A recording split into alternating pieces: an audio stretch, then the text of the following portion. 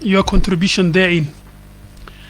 From my reading, is KRA has more than 10 complicated tax regimes, very complicated tax regimes. What have you done to ensure the tax law is not punitive, first of all, and secondly, it is easy for taxpayers? Thank you, Commissioner, for that question. I agree. Tax statutes are so many and they're technical. Now, what I have done as an individual, and I thank my employer for that, is that I'm part of the team. Actually, I was part of the team that crafted and developed the Tax Procedures Act and the Tax Appeals Tribunal Act. Now, the Tax Procedures Act was an attempt to consolidate the procedural aspects of all the tax laws into one statute, and that was we did it under the East African community. It was supported by the World Bank and IMF. My team leader is the current Commissioner of Legal, Mr. Paul Matuku. What we did is to ensure that we actually condensed the tax procedures in one statute. Not the tax procedures. I'm talking about the act, the tax itself. Yes. Because, for example, you have rental residential income, VAT, excise duty, capital gains tax. You have agency revenue. You have stamp duty. You have betting and pool, and many other tax corporation, pay as you earn, withholding tax, corporation tax, dividend tax, royalties, professional fees, commissions, pensions, rent recovered, received or recovered from non-residents. The point I'm asking is, what have you done during your stint to reduce these taxes, the various heads and the various legislations, into one, which is understandable and which is not punitive? Very simple. Tell me this is what you have done and this is what you are not able to do. My Lord, what we have done is to simplify. Actually, we normally give public notices to clarify issues which appear complicated. One case was the issue of capital gains tax. We clarified, and we also engage our stakeholders, because stakeholder it's important that they get to understand what they I don't know whether you're understanding my question. Sorry. For example, you have two types of rent. Yes. Rent received from residential houses. Yes. The upper part is residential. Yes. The lower part is commercial. Yes. But there are two different tax that apply. Yes. To make it simple, because it's one building. Mm-hmm. What have you done, for example, to ensure? And initially you talked about the conflict when the advocates are transferring properties. There is capital gain, and there is VAT, and there is also another one which you talked about. Yes. What have you done, for example, to say if you are transferring a property, you only pay VAT or you pay capital gains, or in one house or one building you pay 10% on all buildings, whether one room is commercial and the rest, the 99%, is rental? That's what I'm asking. What have you done during your stint? Thank you, Commissioner, for that question. In my view, that boils to the legal regime, Commissioner, because the legal regime are different. And Commissioner, as KRA, we administer the law. And the way even the taxes are calculated are totally different, such that if we are, for instance, to charge VAT on commercial property and what I would call income tax, there would be a disharmony in the manner in You which... have been there for quite some time now, Yes. and you have said you have done this, you have done this. What steps, for example, have you proposed? Kera is not here, but you are here as a legal officer. What steps have you proposed to simplify all these legal regimes? That's what I'm asking. My lord, the legal regimes in tax, actually there are just three main legal regimes. It's either VAT, income tax, or VAT, and maybe importation tax, but I would leave the importation because it deals with important goods. But there are three main: VAT, income tax. Those are the major legal regime. The others, my lord, are items subject to tax. Okay, let's move to the next item because we are not communicating. Thank you. This is a statement. The right to choose does not belong in the hands of 6 old men and a woman who is in a liberal Christian cult. What's your view? Sorry, my lord, maybe you come up again. A statement was made. I'm just reading the statement. The right to choose does not belong in the hands of 6 old men and a woman who is in a liberal Christian cult. What is your view in respect of that statement? The right to life. My lord, the right to life, in my view, is provided... Do you agree with that statement, first of all? Yes or no? Then proceed.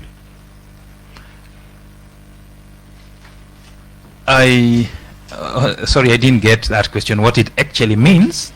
But yes, I agree that the right to life is provided in the Constitution, and which binds all of us. Okay. Yeah. So you have not stated whether you... Again, let's come to another area which maybe was not familiar with you. Section 14 of the Matrimonial Property Act has certain principles. Tell us those principles. I may need to look that up. Okay. Yeah.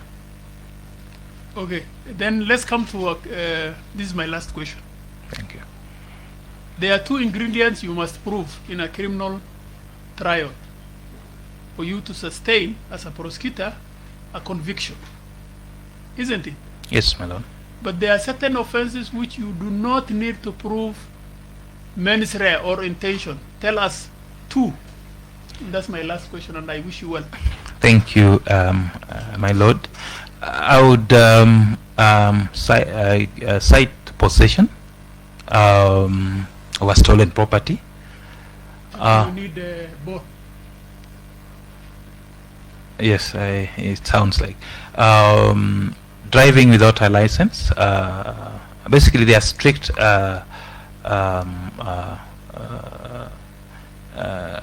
Is it strict liability offenses where you don't need to prove mens rea?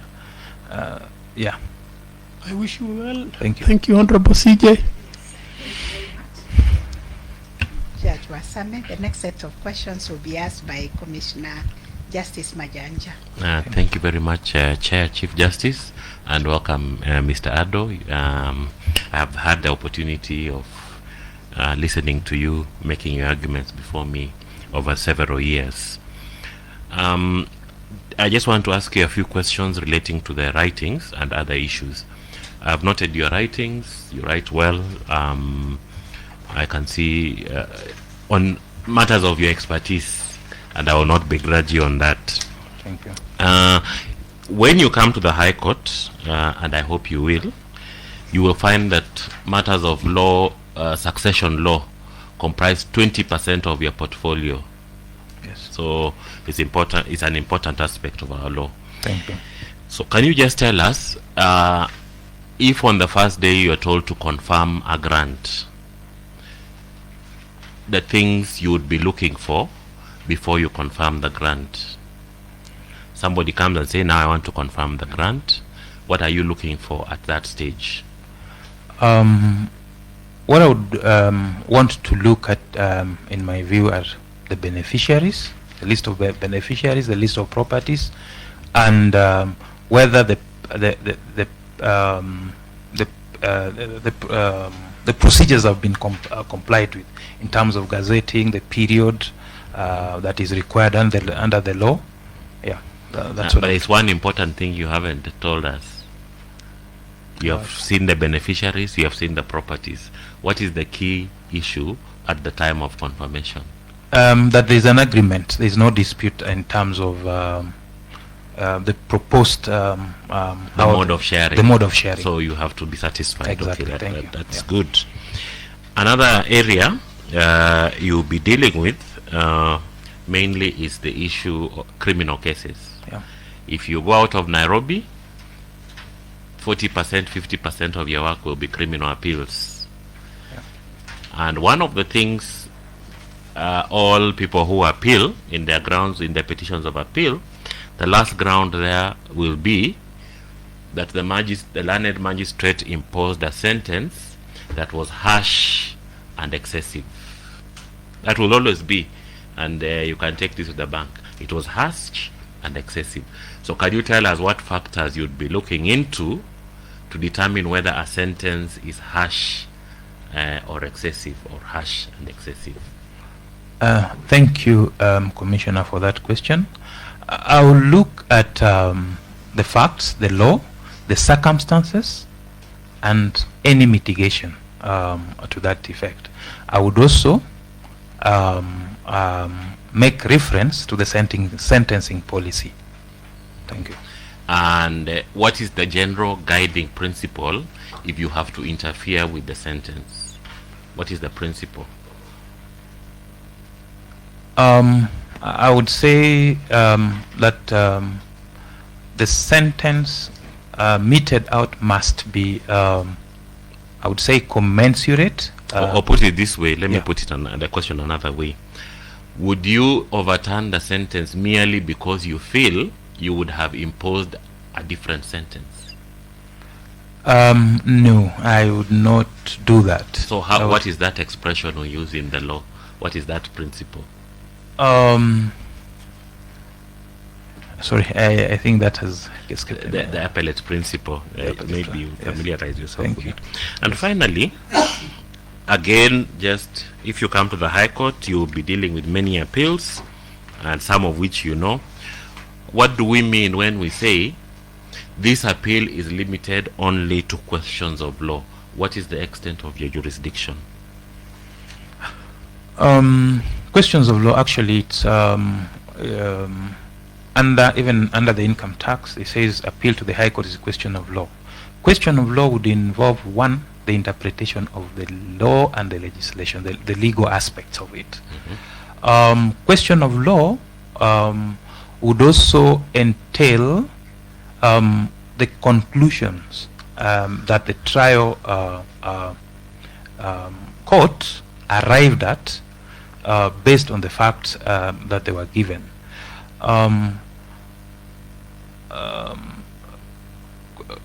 What I think I'm trying to remember the third one. It is what it's in. It's the technical, practical, and evidentiary. I would put them that. And what is that case you are talking about from the Supreme Court? Gitaru Munya. I remember. Okay. Thank you. That is good. Yes. And finally, and this is just following up from what my colleague has been talking about. You do a lot of ADR in at the Kenya Revenue Authority, but I'm just saying, because this is information we hear or we get, that in fact this is not ADR, because ADR, like mediation, assumes an independent mediator, so that your ADR is actually a form of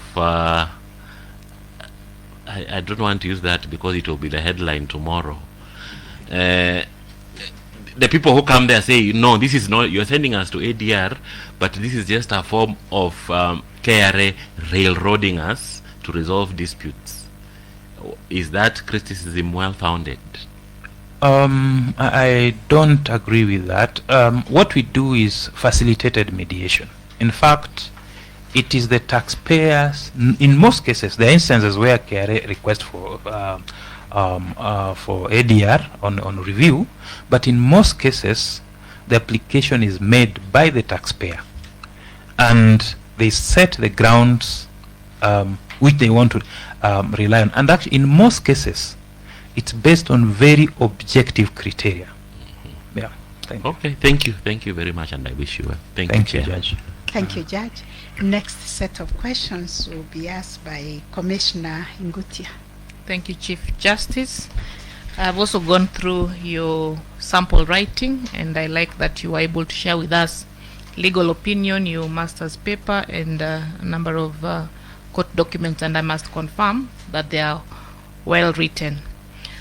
I have two questions.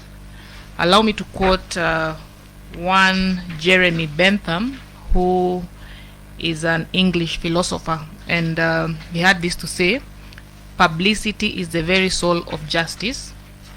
It is to publicity more than to everything else that the English system of procedure owes its least bad system as yet, instead of being the worst. Meaning, it is important that justice, persons, the public are able to engage with the justice system. And if you look at the concept of open justice, it promotes transparency, civic participation, and public accountability to the justice system. Our constitution, under Article 50D, the trial process should be done in public within courts established by the Constitution. If you look at the current online system, do you think they do promote open justice? Because the judiciary then restricts who can access the courts. Thank you, Commissioner, for that question. In my view, it actually promotes open justice. I am not aware that the judiciary restricts who can happen, because who can join, because I know the link is sent. There are instances where even the litigants themselves can join, and through that link, in my understanding, I believe any other person who is interested in that matter would be able to join. I do not, I say so with the caution that I do not know what happens on the other side, but in my understanding is that once the linking is there, anyone can join. So no one should restrict members of the public accessing the online court system? In my view, yes, unless there are valid reasons for doing that. Okay. Yeah. My second question is with regards to the application of customary law in Kenya. We still don't have laws that guide burial disputes. And for a long time, we have been using the SM Otieno case, the Virginia Wamboi versus Joash Otieno and another, with regards to application of customary law in burial dispute. Do you think the decision has a place in the current constitutional dispensation?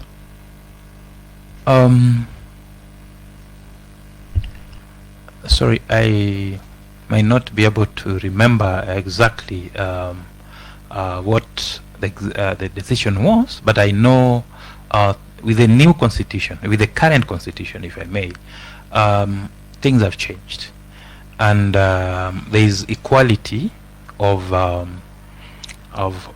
both genders, both in marriage, during marriage, and even in dissolution of marriage. And I believe that would that should even extend to burial issues. Yeah. Thank you. That would. Thank you very much. Commissioner Gishohi. Thank you, Madam Chair. Just 2 or 3 questions to Mr. Otieno. And you want to join judiciary as a judge, you'll be a state officer. Thank you. A state officer, there are values and principles that are very dear to a state officer, including the ones that are in the Constitution. And I want you to focus very carefully on Article 232 on those values for any state officer, and share with us 2 of those values or principles and how you are going to promote them in your court. 2 of them. Thank you, Commissioner, for that question. High standards of professional ethics. As a judge, I believe what will be required of me if I get the position, and even as a public officer, is to ensure that maintain high level of professional ethics. Professionalism, Yes. that's one. The other is accountability. Good. I want you to focus on accountability. Yeah. And focus on the job that you have applied Yes. as a judge. Yes. How are you going to promote accountability as a Yeah. judge of the High Court in Bugoma? Thank you. I will recognize that the position of a judge, I hold it in trust of the people of Kenya. I'm accountable to the people of Kenya. Now, That's fine. I want the strategy. What Yes. strategy are you going to apply to promote accountability in the Bugoma High Court as a yes, accountability, Commissioner, goes with ensuring that whatever you do, you ensure that you're serving people. You have a service charter. judge? Service because charter, yes. that's one. Communication, Communication. provision of information Okay, good. to litigants. Yes. The other thing I expect as you go to the High Court, and this one you apply even in your place where you are, is to enhance skills and competence of your staff. Yes. Very, very important. Management. Yeah. Would you share with us again 2 ways that you are going to apply to enhance skills and competence of staff in your area? What we'll do is review of work and training. Training is one. Yes. Good. Another one? I would also performance contract. I think it's important because Performance contract. training, mentorship. Good. Yeah. My question before I end, you talked a lot about stakeholders. Let's take it that you are now in the High Court of Kenya. Would you share with us 2 key stakeholders for that High Court? Key stakeholders, 2 of them. Thank you. One, I would mention the Law Society of Kenya. Law Society of Kenya is? I would also single out government agencies like the DPP. Good. DPP. Let's focus on the Director of Public Prosecution. Yes. How are you going to promote partnership with that office as a judge? One, I would ensure we have constant engagement through structured means, stakeholder engagements in terms of court users, because he's one of the Court users, court users. Yes. Good. Another one? We is it bar bench? I would also because DPP and the advocate, you must engage them through the bar bench and the court users committee. Okay. Yes. Finally, Madam Chair, allow me to ask this question. That's my last question. And it's current affairs and something that is topical now about having Kenya Revenue Service as opposed to Kenya Revenue Authority. What are your thoughts about it and why?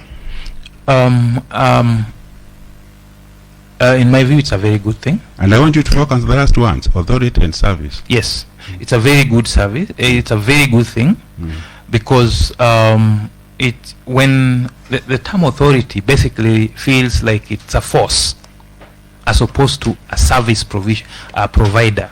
Kenya Revenue Authority is it must be responsive to the needs of the public as a service provider.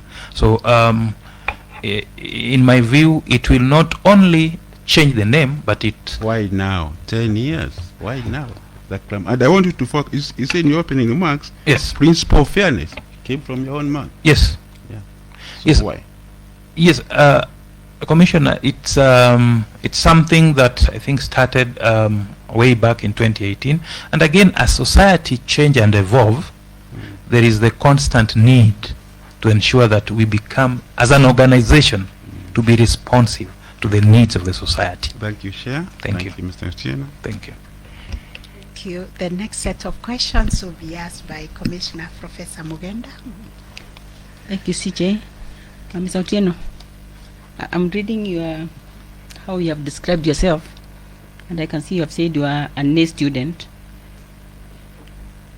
and you have also said you have first-rate intellectual ability, you have high intellect, distinguished tax lawyers. A very good way of describing yourself. Do you have any challenges? Because you look like everything is good. Yes, I do, but I always try to focus on the positive side of things. Yes. So when you say an A student, and I know this, it's just for me to know, is it because of your academic credentials in high school, at the university? Yes, to me it talks about the way I perceive myself in grasping issues. I get issues fast, and I'm a fast learner. I think that feeds into A student. Yeah, thank you. Okay. So what have you learned in the course of your duties as a tax expert, which you add value to your work as a judge if you're successful? Thank you. As an employee in the public service, I think it's one thing that have given me a lot of experience and values in terms of public service. The value of efficiency, public trust and integrity. I think those are core things which I would be able to bring to the judiciary, and of course the competence bit of it. Yeah. Okay, my last question, Mr. Otieno, is judges, as you are aware, come across issues, with kind of ethical dilemma. And KRA, I'm sure you have also come across issues which have, maybe ethically challenged too. Sorry. Have you come across issues that have challenged you in terms of ethics? And how have you handled those issues? Ethical dilemma, maybe. Ethical dilemma, I mean things that come in front of you, and maybe you are tempted to make judgments certain ways, and you have to really be strong. Yes, thank you for that clarification, Commissioner. In the nature of my work, I would give example when I was doing prosecution. The law says you have to charge. Actually, I was taking people to court. Sometimes you feel for them, but again, then you look and say the law requires you to perform their duty. So your duty. So what I've done in such instances, I have had a candid engagement and discussion with the subject, and I've said, we understand you, but this is a requirement of the law, that we take you to court.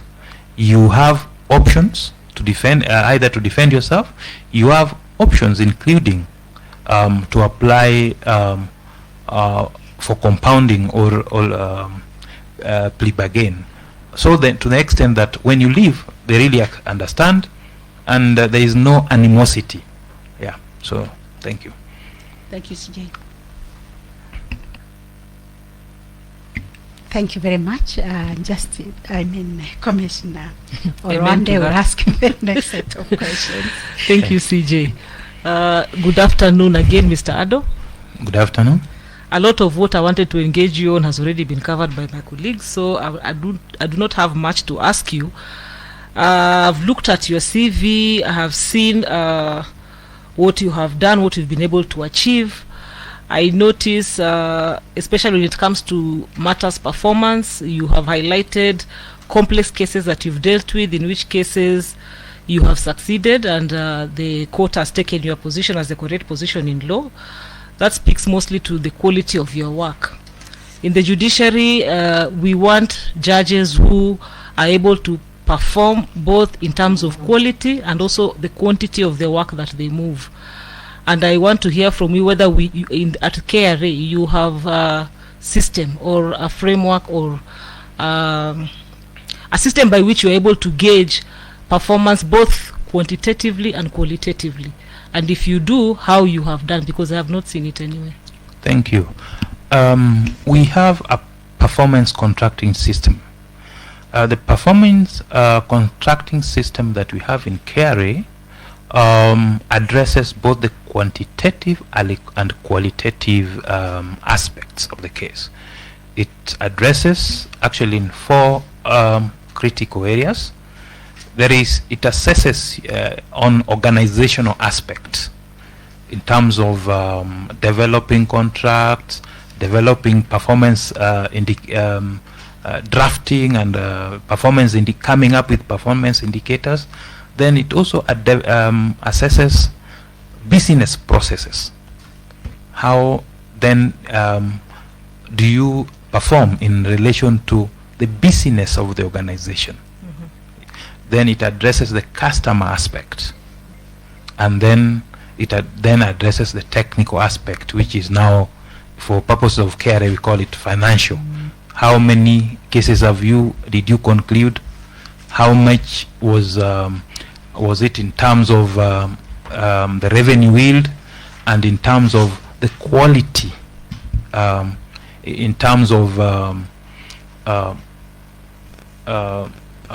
for instance, in the resolution of disputes that I currently do, because how effective were you in bringing the 2 parties together? That is the taxpayer. Yeah. I see you have a very comprehensive framework, but you've not shared with us a report on how you personally have performed. Yes, the performance, we unfortunately it's not. I did not see it as one of the requirements, but I have my performance has always been in the 90s, 100, because the mark we get 100. What I would say. It actually wasn't put in the advert, but I thought, in your shoes, if that is the position, I would want to display it on my CV at least. Yes, I get it. I get it. Thank you. The other question I wanted to, it's not exactly a question, but maybe just to commend you on community service. I've seen what you've done on your CV. You've indicated that you are giving 10,000 shillings to needy students, because you also got 10,000 from the community when you're registering at the university, which is commendable. And I just want to encourage you to expand your hand. Maybe go to other places beyond Homa Bay where you are doing this. Thank you. Yes, the reports we are having from the ground concerning you are good. It is said you are competent in tax and revenue matters. You are well versed in the law, and you have good negotiation skills and administrative skills, which is commendable. I don't have anything to raise with you concerning the vetting documents. Everything I've seen is in order. I wish you well. Thank you. Thank you, Commissioner. Thank you very much for that interaction and for answering our questions. That brings us to the end of the interview. But before we end it, we always like to ask a candidate whether you have any question for us. Yes, thank you. I do not have a question. What I would do, if you permit, is just a comment, and to thank you for giving me the opportunity to appear for this interview, and also to commend you for the work you do, because we understand it's a very difficult job. It's tedious. It is also very significant for the country. That's all from me. Yes, thank you very much, and keep up the good work. We wish you well. we will get in touch with you when we complete the exercise. Thank you. Have a very nice day. Thank you. Thank you. And a number of matters from the Tax Appeals Tribunal, from the High Court, and some even from the Court of Appeal back to ADR, where we have resolved a number of cases. That way, we not only get revenue for the country, but we also give taxpayers the certainty that they need. Because, my Lord, as you realize, as you continue to have a tax dispute, you cannot have any meaningful business. So that, my Lord, is what I would give as an example. From your from where you sit and having served for such a long time at the KRA, what do you think are the ideas that you could bring with your lenses from the KRA sector and the tax sector and the economy sector? What do you propose? What changes do you think you'll be able to bring to the judiciary? In terms of leadership, particularly. Yes, my Lord, as given my experience with tax matters, I would, in my view, be a resource, not only in the bench, but in my view, I would also be a resource even in the Judicial Academy, which is a key pillar, one of the key pillars in the Chief Justice Stage Blueprint. Yes. This during COVID time, how did you carry out? How did you manage and carry out the dispute resolution? Did you have online sessions? Was there any role technology played? Yes, my Lord. Technology played a lot. Most of our meetings, initially before COVID, we were doing physical meetings, which then at times we used to adjourn, and it was really making us not to progress matters. When COVID came, there was a bit of disruption, but then when we settled on technology, we realized that it is even better, it's even faster, and to date, we still embrace technology in dispute resolution matters. And the other thing we have done with technology is even when we are reviewing matters, because one of the things we acknowledge is that sometimes it's good to review online, virtual. Documents are uploaded, you review there, and you make a decision without the documents having to be sent physically to your office, my Lord. Okay, and lastly, from your perspective, and wishing to come to the judiciary, and which we really wish you all the best, what is the role of the judiciary in national development? My Lord, judiciary creates certainty. The principle of stare decisis, that is precedence, sets the law clear. When the law is clear, then investors actually have confidence, because they are very certain that the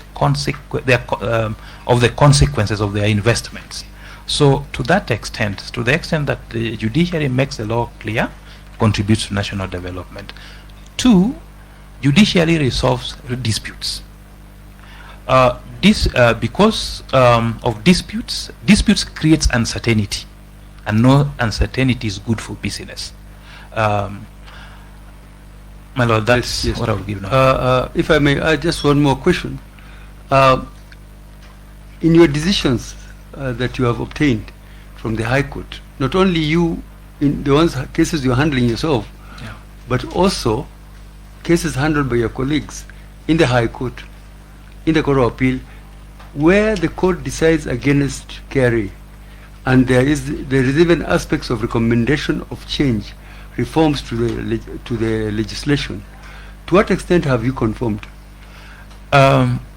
My Lord, where judiciary has decided against the KRA and given recommendations, what we have done budget proposals every year, my Lord. We do budget proposals to Treasury, and a number of them have actually been incorporated in the finance bills that come to correct the errors and the issues identified by So the you have judiciary. accepted the decisions and the recommendations of the judiciary? Yes, we have accepted a number. Essentially, we have accepted. There are cases which have been decided against us in the lower court.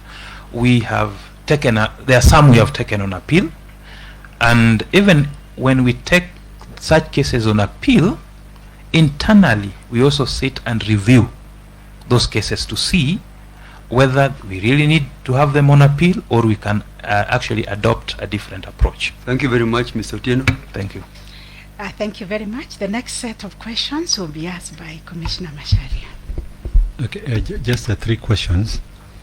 The first one is, you know, I would be interested in knowing from you what motivates you into wanting to join the High Court, you know, because you seem to be doing quite okay where you are at KRA, where you are contributing to, you know, the economy through the services you are rendering at KRA. But what is this, you know, drive that makes you want to go to cross over to the judiciary? Thank you. Judiciary, in my view, would give me a bigger platform to administer justice, and also to create jurisprudence. Their decision I make, when I am an officer of the Kenya Revenue Authority, but then they're just that. But when I join the judiciary, then my decisions become rulings, they become judgments, they are read, they are deliberated on publicly, and that way then I not only contribute in the development of jurisprudence, but I will also get the opportunity to serve Kenyans at a larger scale. Okay. Thank Now, you. my next question is, you've said that you've been a litigator, though as an employee of a KRA. So it means then that you've interacted a lot with our court environment. Yes. Now, would you state what are the issues, what are the challenges that you've encountered that you feel that if you became a judge, these are the things that you would do differently in terms of particularly ensuring that this efficient dispensation of justice? Thank you. One of the challenges I've encountered is the delay in the solution of disputes.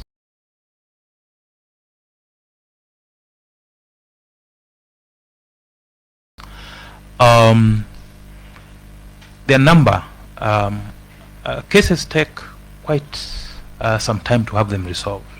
So one of the things I would do if I get the opportunity to join the judiciary is to ensure that at least I contribute towards eliminating the delay. Eliminating the delay in terms of having my matters expeditiously decided. And I think one what I would do in that case is in that situation is to ensure that I don't create backlog, because one of the things which I've noted to be a major problem is the backlog issue, because matters are started and then they new matters come before you clear these other ones.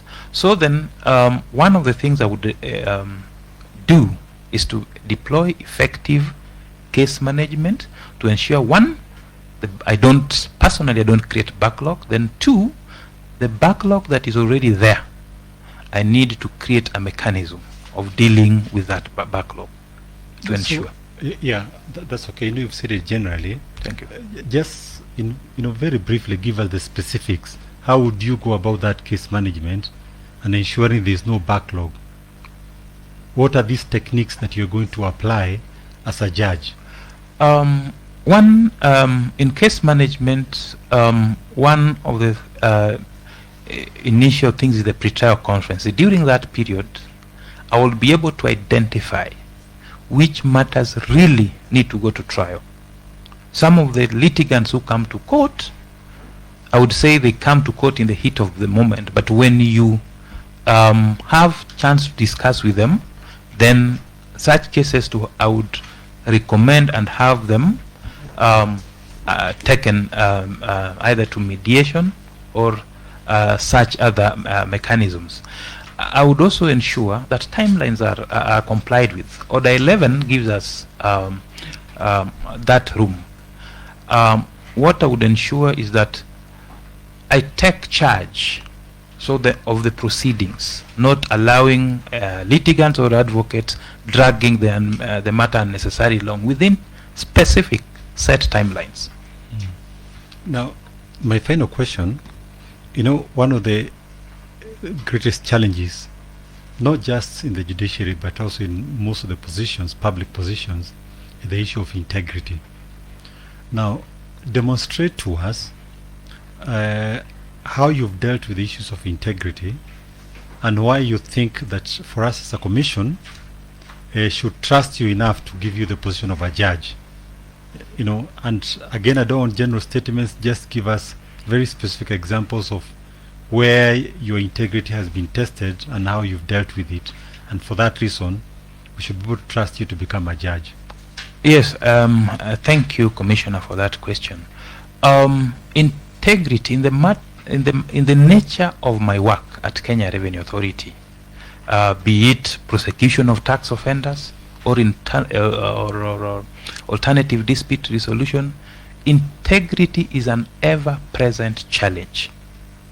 What I have done as an individual is to ensure that I do the right thing, and number two is to remind myself of the Constitution, what it requires, and three, I have I'm actually a member of the Departmental Corruption Prevention Committee. What I have done is to ensure that we do corruption and bribery and corruption risk assessment to identify areas and also to sensitize staff. Actually, it's a matter in the PC, my PC, and in the PC of the people that I work with. But over and above that, we have regular staff meetings where we inculcate it as a culture, not just a compliance issue, but to ensure that it's a culture. So as an individual, I have inculcated in me as a culture, because I know corruption undermines the integrity of the work and the service delivery. Okay, Thank you. That's all.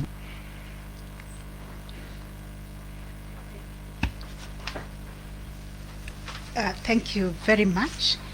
The next set of questions will be asked by Commissioner Justice Warsame. Thank you, Honorable CJ. Mr. Otieno, you have talked about your stint at KRA.